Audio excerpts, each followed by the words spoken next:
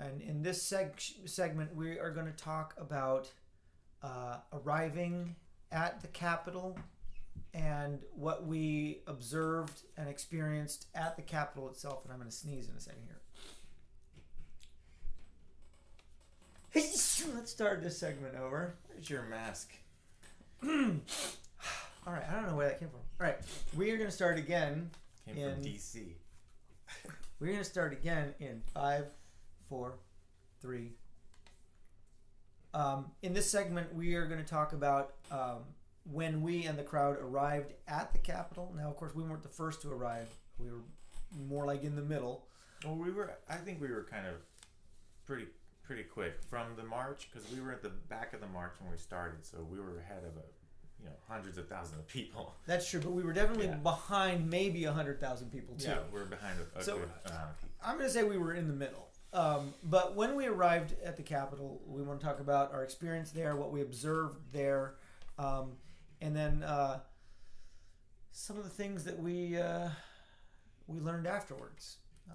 So I give my Army background some of the credit for situational awareness. If I do notice things, I do tend to notice things. And when we got there, like, the crowd just kind of streamed right through a little parking lot full of cars. Parking lot full of cars. Not government cars. Like personal people's vehicles. And there were actually those rails on either side of the parking lot. So it was actually hard to get out of the parking lot. And I was like, hey, I don't want to be around all these cars. We were funneled through this parking lot. Yeah, I said, look, I want to get out of here. So we were Why? Why did you want to get out? Because you did say that to me, and I was like, what do you think? Well, I didn't trust cars even being there. I said, why didn't they clear this out? This is weird. What are all these cars doing here? And that is something to note, because this was not a pop-up thing. Everyone knew there was going to be a march to the Capitol. That's why the roads were closed. And this was closed days before. Why was this parking lot not cleared out? Why were these cars there? They should have been cleared out. I mean, you can maybe assume that they checked for bombs on the cars or something, but they should have been cleared out because... Why? Because they could be damaged. Because if you watched any videos, watched any videos of BLM protests all summer long, you saw them damaging people's cars. They were destroying cars, setting them on fire, standing on top of them, jumping up and down, scratching windows, etching them. They were damaging cars. Why were these cars right in the path of what the media was calling a, what was it they described it as? A angry mob of insurrectionists. Oh, we were domestic terrorists. Domestic terrorists. Okay, so they're predicting, expecting, and paving the way for chaos and violence, and then they provide a parking lot full of cars for the purpose of newsworthy destruction. Go on, I'm sorry. Yeah, but nobody was touching the cars.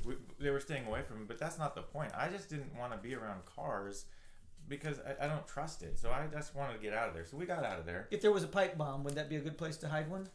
If something was going to explode, that would be a place for actual terrorism to take place. And I just wanted to get out of that. Yeah, that's area. A dangerous situation to have private vehicles parked in a crowd. And we didn't go out of the way of the march. The march went through a parking lot with cars. We were directed by barriers into this path. But yeah, again, we were still so placid. Like I wasn't really nervous, but I heard some blasts in the distance. So stuff started happening. Well, we actually like after there we moved to the side and we saw, now there's a statue, I'm not real familiar with it, but there was a big statue and there had been people who climbed up on the statue. They were on it like it was like furniture. They were just sitting. They were sitting on it like for a better view, kind of like the people who climb the trees. Now, what I want to note there is there was no one to tell them, come back down, don't do that, that's naughty. Okay, no crowd control. Even in this area in front of the Capitol, no crowd control, no police officers, no presence at all, anywhere to be seen. But it was a very disciplined and well-controlled crowd. That's the contrast. Yeah. The contrast is, while this was an absolute invitation for violence and chaos, there was no violence no chaos, as far as we could see, and it was an ocean of people. We pulled over to the side underneath the tree, kind of like it was like picnic mode. There were people around us, and I don't know if you have something else to add before I say this, but what I looked around and saw was that everybody was like, okay, now what do we do? We're here. I guess we just hang out? I don't know. What do we do? Right. So we were there, and we were actually basically just expecting to hear reports about what was going on in Congress. I thought there might be some bullhorn chants started or something. That's what I expected. And there might have been if we, Yeah, I expected something, but there was nothing. We're literally just kind of hanging out. But like I said just a minute ago, in the distance we did hear a blast, and so word started kind of spreading about some kind of scuffle going on over there. Mm-hmm. And then we had already gotten kind of to the point in the afternoon where we were thinking, it's going to get dark. We got a long drive, so we were thinking like that. And I'm looking around. There's a sea of cameras. Everybody's rolling. So I'm pretty sure if I want to see any more of this, I'm going to be able to find it online. And you can find it online, and you can see why the crowd was so well disciplined. We were disciplining ourselves. We were yelling at each other, saying, don't do that, or be safe, or whatever. Yeah, if anyone started to act in a misbehaving way, we, as a group, said, don't do that. That's not what we're here for. But it's important. We still didn't see any police. We were actually far from where we had first got out of the metro, and we're not familiar, so we wanted to find an officer to just say, And that's and I want to throw something just before we get there. I told you at the beginning of this, I didn't want to really go to this thing, okay? And we went, we saw, we did. I was actually just like my brother says, he was moved several times. I was moved. I have never seen a more well-behaved group of people, and this was a huge group of people.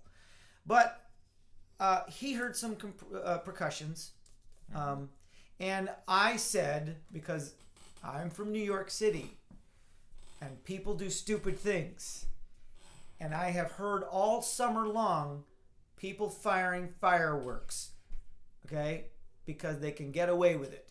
They use the anonymity of a crowd to get away with firing a firework, which causes disturbance and a big scene.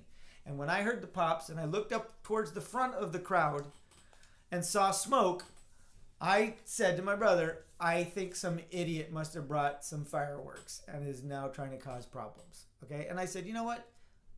We saw it. We experienced it. Let's go. It's time to go. And so we did. And he's right. At that point, we were looking for a cop because we wanted to ask a cop, how do we get out of here? Where do we go? Where do we find the nearest metro? And we didn't have to look that hard for a cop, because what we learned pretty quickly is a lot of the people that came for that day also were on their way somewhere. So we kind of walked with this little group, and eventually that went up a street. We found a cop like a block and a half down or something. We didn't find a cop. We saw a police off in the distance, and he was kind of like guiding traffic, but he was guiding like official traffic. He wasn't interacting with the crowd at all. It was something else. And I said, oh, there's a cop. I said, but that he's doing something else. I said, let's just keep going this way. And then we saw it was like an apartment building or something, and there were like their apartment security, the kind of security that are issued a sweater with a patch, not a weapon or a badge. And they were just in front of the building, and so we approached them and we said, excuse us, can you direct us to the metro? And they said, oh, you go up a couple blocks and you turn, all right? And there was a just smattering of people leaving the event. There was no police presence. Yeah, so our first-hand experience from there out, getting on the subway, all that stuff, there's some minor things that we don't need to get into. No, there's something we need to get into. Okay, we'll get to that then. But I wanted to look back at the Capitol property just again, because we were on that yard, and there was still that peaceful, joyous kind of event going on.